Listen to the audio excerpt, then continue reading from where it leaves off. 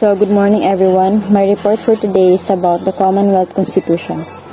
The 1935 Constitution provided the legal basis of the Commonwealth government, which was considered a transition government before granting the Philippine independence with an American-inspired constitution. It was written in 1934, approved and adopted by the Commonwealth of the Philippines 1935 to 1946, and later used by the Third Republic 1946 to 1972. So, what is Commonwealth? The term Commonwealth pertains to the state of a country having the independence and a democratic republic. The period occurred from 1935 to 1946. So, it is an independent country or community. It means that ang Commonwealth ay kilala din bilang isang republika kung saan ito ay ginagamit sa asosyasyong pangkapatiran ng ibang mga nasyong soberanya o mga bansang malaya o nagsasarili. Also, Commonwealth consists of President, Vice President, Cabinet members, legislator, judiciary, and civil service. Also, it consists of mga Pilipino. So, when did it start? Right after the Treaty of Paris, where our country, the Philippines, was sold to the U.S. state of America. The Philippines was under the military government from 1898 to the year 1901 until civil government world rule. So, nag-start ang Commonwealth sold ang Philippines sa United States. And then, Commonwealth din sa Philippines was the administrative body that governed the Philippines from 1935 to 1946, aside from a period of exile and the Second World War. So, it started nung, gibaligya ang Philippines sa United States of America. And on February 8, 1935, the 1935 Constitution of the Commonwealth of the Philippines was approved by the convention by a vote of 177. The Constitution was approved by President Franklin D. Roosevelt on March 25, 1935, and ratified by popular vote on May 14, 1935. And the Commonwealth and the Philippines start katong November 15, 1935. So, two acts of the United States Congress passed that may be considered to have qualities of constitutionally. First act, Philippine Organic Act of 1902. Also known as the Cooper Act, started the formation of the elected Philippines Assembly on July 39, 1907. The goal of this assembly was to produce laws for their people, the Filipinos. So, Philippine National Assembly refers to the legislature of the Commonwealth of the Philippines from 1935 to 1941, and of the Second Philippine Republic during the Japanese occupation. This act also began the existence of bicameral legislature, meaning there will be two assemblies sharing the same legislator. These assemblies are the Philippines Commission, Upper House, and Philippine Assembly, Lower House. So, when we say bicameral, the word bicameral is derived from the Latin bi, meaning two, and camera, chambers. So, when we say bicameral, nasa two chambers of branches with and the government. And then bicameral describe a government that has a two-house legislative system, House of Representatives, and the Senate that make up the U.S. Congress. So, the difference between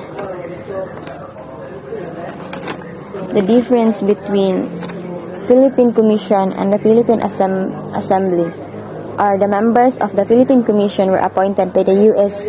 President with consent of the U.S. Senate, while those of the Philippine Assembly were elected by qualified events in their respective representative district into which the country was divided.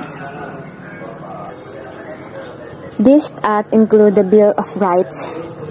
The Bill of Rights, it is like the Declaration of Rights and release of important rights of the Filipinos. And the and the selection of 2 non-voting Filipino resident commissioners as representative to the United States House of Representatives.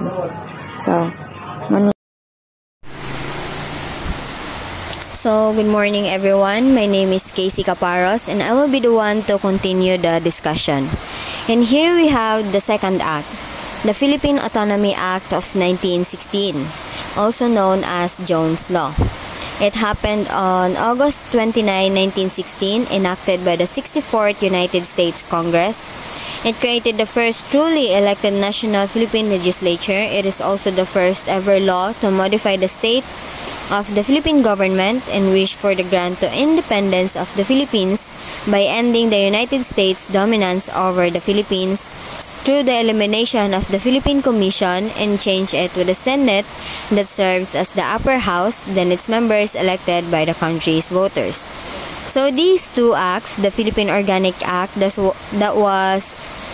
Philippine Organic Act of 1902 that was discussed by Ms. Cheska Rodio and the Philippine Autonomy Act of 1916 that I discussed just now, was ratified to help with the process of gaining our country's independence. And here we have the 3 self-governing acts. And by the word self-governing, it is a system in which the citizens of a country rule themselves and control their own affairs. In other words, it is a government of a country made by its own people. The first self-governing act was the Ostrogs Mission on 1931. It is a mission brought and delivered by the Philippine Assembly to the United States of America to encourage American people to grant the full freedom of the Philippines. And as the name states, this was a campaign for self-government and United States recognition of the independence of the Philippines, led by former House Speaker Senator Sergio Osmeña and House Speaker Manuel Rojas. The next self-governing act was the Hair Horse Cutting Act of 1932. With the support of the efforts from the Ostrogs Mission led by the 2 Osmeña and Rojas, the United States Congress passed and declared this Hair Horse Cutting Act, having the promise of giving the Filipinos the independence they desire. However, there has been a dispute and this was opposed by the Philippine Assembly, particularly by the Senate President Manuel L. Quezon, due to the provisions of having base military and certain restrictions to Filipino migrants of America. Consequently, it was rejected by the Philippine Senate because it will prevent the migration of the Filipinos and it will put some boundaries that could lead the lesson of power and connection of the Philippines to the other country. The last self-governing act was the Tidings-McDuffie Act of 1934, also known as the Philippine Independence Act. This act was made by Millard Tydings as well as John McDuffie on November 1933. Quezon started on the last independence mission to the United States trying to declare a better independence bill of the Philippines. This act was supported by the Independence Mission of Quezon and passed by the United States Congress that gave full authority and defined mechanisms for the establishment of formal constitution by a constitutional convention. Its first meeting occurred on July 13, 1934, along with Claro M. Recto as the president. And here we have the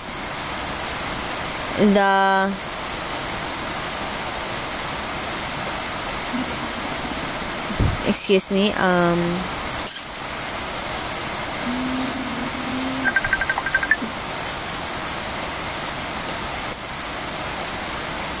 here now we have the 32nd President of the United States.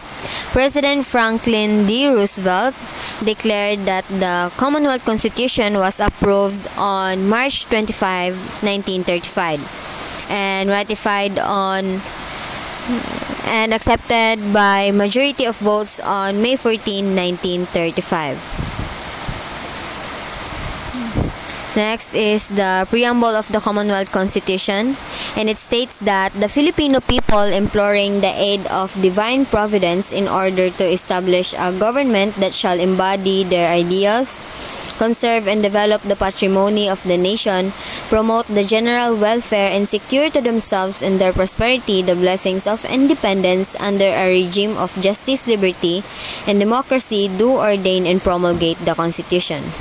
And it means that the citizens of the country, the Philippines, wholeheartedly begs for God's help just to obtain a government that will lead to the country's optimal state and meet their ideals, conserving our nation's patrimony and freedom with a country of full justice, democracy, and liberty through the appointment, declaration, and implementation of the aforementioned Constitution. And according to this provision, the Philippines will acquire its independence after 10 years under the administration of Commonwealth. This constitution was made to make certain of the promises of the United States for the independence of our country. And that's all for the Commonwealth Constitution. And let's proceed with the constitutional authoritarianism to be discussed by Ms. Angela Valiser. Magandang umaga sa ating lahat. Ako ang huling tagapag-ulat ng pangkat 12. Ang aking iuulat ay tungkol sa Constitutional na Authoritarianismo, Ferdinand Constitution.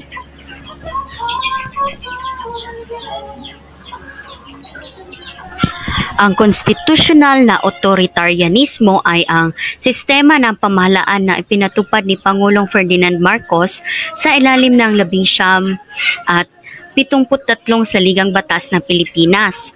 Ito ay nagbigay sa kanya ng malawak na kapangyarihan bilang Pangulo at unang ministro na walang limitasyon mula sa Kongreso o Korte Suprema. Ito ay tinawag na konstitusyonal dahil ito ay nakabatay sa isang bagong saligang batas na ipinasa ng isang konstitusyonal na kumbensyon na kontrolado ni Marcos. Ito ay tinawag na authoritarianismo dahil ito ay nagpataw ng matinding paghihigpit sa mga karapatang sibil, kalayaan sa pamamahayag at partisipasyon sa politika ng mga mamamayan.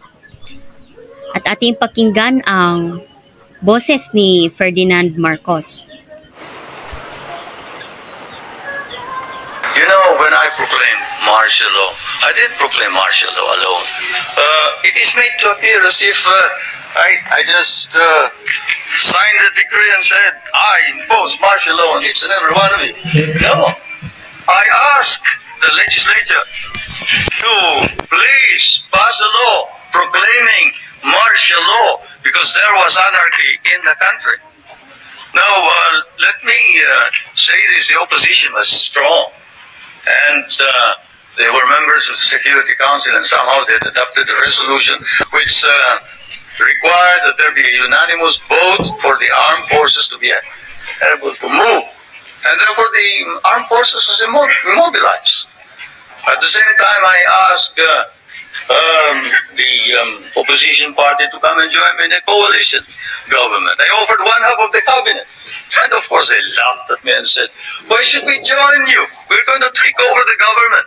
By the time you're through with the exercise, you're dead. Politically and otherwise. So, and they refused to join me. I asked the advice of the judiciary. I asked the Supreme Court justices, the Court of Appeals justices, and the members of the private sector. And all of them told me there's only one man who can proclaim martial law, and that is the President. And you are it. You are the only one who can proclaim martial law. This is why I must carry this particular mark in our history.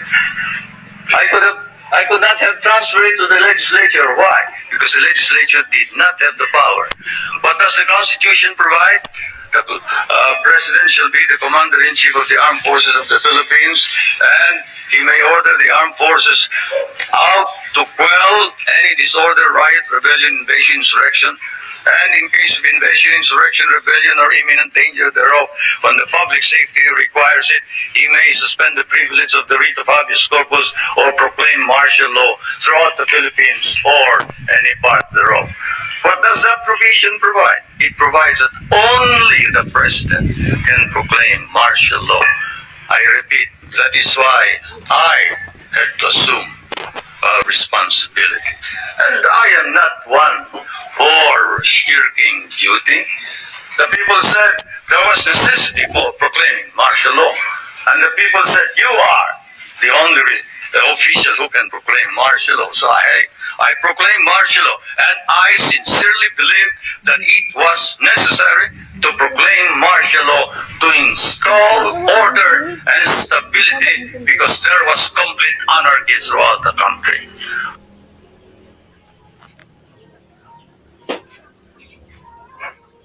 At yun nga ang boses ni Pangulong Ferdinand Marcos. Ang konstitusyonal na autoritarianismo ay nagsimula noong Setyembre 21 sa taong 1972. Nang ideklara ni Marcos ang batas militar sa buong bansa na sinasabi niyang kinakailangan upang labanan ang banta ng komunismo at rebelyon. Sa ilalim ng batas militar, maraming mga kritiko, oposisyon at aktivista ang inaresto, tinorture o pinatay. Ang mga pahayagan, radyo at telebisyon ay sinara o sinupil. Ang mga halalan ay hindi ginanap o dinaya. Ang mga organisasyon ng sibilyan, reliyoso at pang-estudyante ay binuwag o pinigilan. Ang konstitusyonal na autoritarianismo ay nagtapos noong Pebrero 25 sa taong 1986 nang mapatalsik si Marcos sa pamamagitan ng EDSA People Power Revolution, isang mapayapang pag-aalsa ng milyon-milyong mga Pilipino na sumusuporta sa kandidatura ni Corazon Aquino. Ang asawa ng pinaslang na senador na si Benigno Aquino Jr. Ang revolusyon ay nagresulta sa pagkakaroon ng isang bagong saligang batas noong 1987 na nagbabalik sa sistemang pang-presidensyal at naglalagay ng mga limitasyon sa kapangyarihan ng ehekutibo. Ang EDSA People Power Revolution ay isang serye ng mga popular na demonstrasyon sa Pilipinas, lalo na sa Metro Manila mula Pebrero 22 hanggang 25 sa taong 1986. Ito ay naglalayong alisin si Ferdinand Marcos sa kapangyarihan at ibalik ang demokrasya sa bansa. Ito ay tinawag na isang mapayapang revolusyon dahil walang naganap na karahasan o pagdanak ng dugo. Ang mga Pilipino ay gumamit ng mga dasal, rosaryo at mga bulaklak bilang kanilang mga sandata laban sa tangkang puwersa ni Marcos. Ang revolusyon ay nagsimula sa pagtasik ng dalawang mataas na opisyal ng militar, sina Juan Ponce Enrile at Fidel Ramos, na sumama sa oposisyon ni Corazon Aquino. Ang milyong-milyong mga tao ay nagtipon sa Epifanio de los Santos Avenue o EDSA, ang pangunahing kalsada ng Metro Manila, upang ipakita ang kanilang suporta sa pagbabago. Ang revolusyon ay nagtapos sa pag-alis ni Marcos sa Malacanang Palace at paglipad niya patungong Hawaii, kasama ang kanyang pamilya at mga kaalyado. Si Aquino ay nanumpa bilang bagong Pangulo ng Pilipinas na nagsimula ng ika-5 Republika. Ito ang talambuhay at kung paano namuno si Ferdinand Marcos sa Pilipinas. Si Ferdinand Emmanuel Edralin Marcos Sr. ay ipinanganak noong Setyembre 11 sa taong 1917 hanggang sa Setyembre 28 sa taong 1989. at siya ay isang Pilipinong politiko, abogado, diktador at kleptokrat na ikasampung Pangulo ng Pilipinas mula 1965 hanggang 1986. Namuno siya sa ilalim ng batas militar mula 1972 hanggang 1981 at itinago sa karamihan ang kanyang kapangyarihang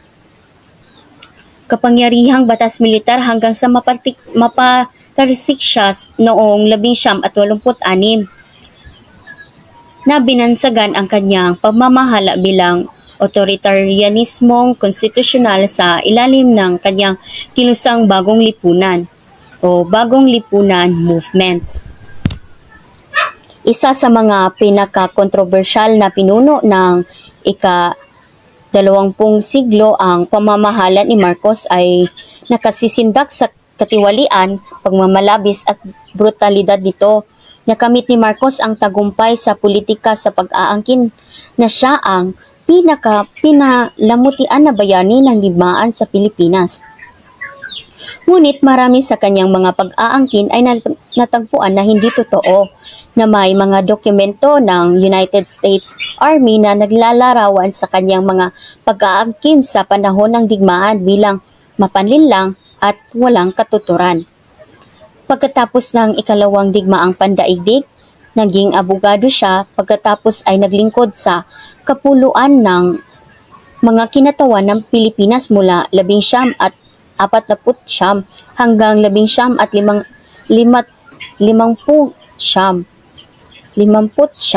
at sa Senado ng Pilipinas mula 1959 hanggang 1965.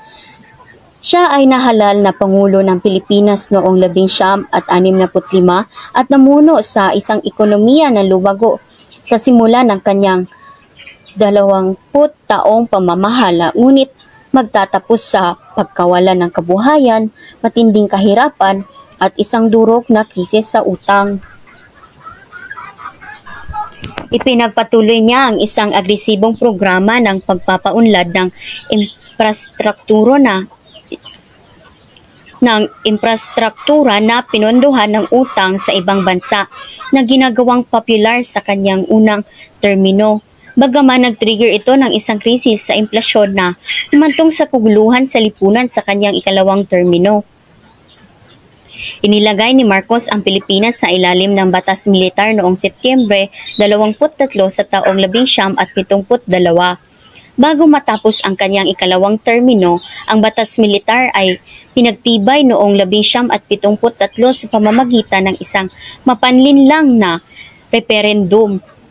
Binago ang konstitusyon, pinatahimik ang mga media outlets at ginamit ang karahasan at pang-aapi laban sa oposisyon sa politika, mga Muslim, mga hinihinalang komunista at mga ordinaryong mamamayan. Matapos mahalal sa ikatlong termino sa halalan at referendum ng pagkapangulo ng Pilipinas noong 1981, labis na nagdusa ang popularidad ni Marcos dahil sa pagbagsak ng ekonomiya na nagsimula noong unang bahagi ng 1983 at ang galit ng publiko sa pagpatay ng leader ng oposisyon na si Senador Benigno Ninoy Aquino Jr. Kalaunan sa taong iyon, ang kawalang kasiyahan na ito ang resulta muling pagbangon ng oposisyon sa halalan ng Parlamento ng Pilipinas noong 1984. At ang pagtuklas ng mga dokumentong naglalantad sa kanyang mga pinansyal na salaysay at maling talaan ng digmaan ang nagtulak kay Marcos na tawagin ang snap election ng taong 1986. Ang mga aligasyon ng pandaraya ng masa, kaguluhan sa politika at pag-abuso sa karapatang pantao ay humantong sa People Power Revolution noong Pebrero sa taong 1986 na nagtanggal sa kanya sa kapangyarihan. Upang maiwasan ang maaring naging komprontasyon ng militar sa Maynila sa pagitan ng mga tropang pro at anti Marcos, pinayuhan si Marcos ni US President Ronald Reagan sa pamamagitan ni Senador Paul Lazal na putulin at hiwain ng malinis. Pagkatapos ay tumakas si Marcos kasama ang kanyang pamilya patungong Hawaii. Siya ay hinalinhan bilang pangulo ng biyuda ni Aquino na si Corazon Cory Aquino. Ayon sa source documents na ibinigay ng Presidential Commission on Good Government, PCGG, ninakaw ng pamilyang Marcos ang 5 billion to 10 billion US dollar mula sa Bangko Sentral ng Pilipinas.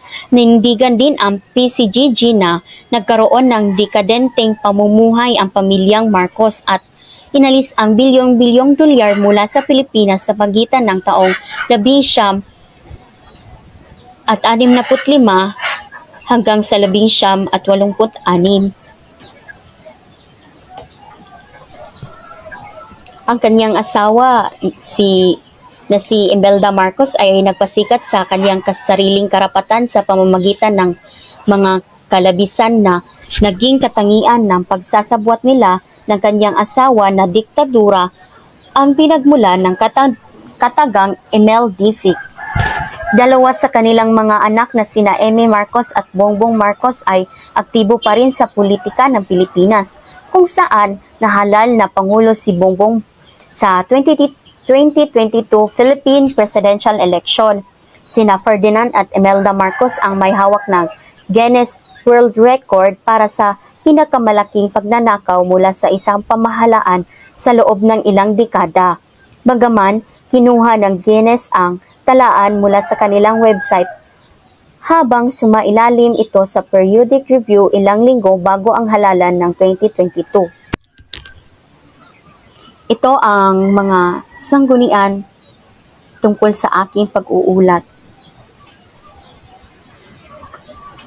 Yun lang, maraming salamat sa pagkikinig mga Ginoo at binibini.